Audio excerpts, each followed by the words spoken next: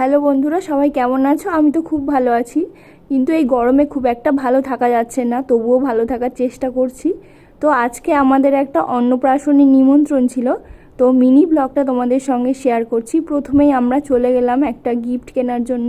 ওখান থেকে আমরা একটা ফ্লাক্স কিনেছিলাম। দু একটা জিনিস দেখার পরে একটা পছন্দ হয়ে গেল, দেন ওটাকে দোকান থেকেই র্যাপিং করে দিল। সেদিন এতটাই গরম পড়েছিল যে রাস্তায় যেতে যেতে অবস্থা খারাপ হয়ে গেছিলো পুরো রোদের মধ্যে। তো কিছু করার ছিল না, আমাদের যেতেই হতো। তো ফাইনালি ওখানে পৌঁছালাম। তোমরা যদি আমার ফেসবুক পেজটাকে এখনও ফলো না করে থাকো তাহলে কিন্তু ফলো করে দিও চটপট। আর ইনি হচ্ছেন সেই যার জন্য আমরা গেছি। ওখানে কিছুক্ষণ বসার পর আমরা খাওয়া দাওয়া করতে চলে গেলাম।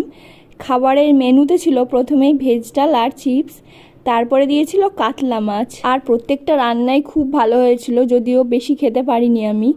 তো তারপরে দিয়েছিল চিকেন কষা আর ফ্রায়েড রাইস। আর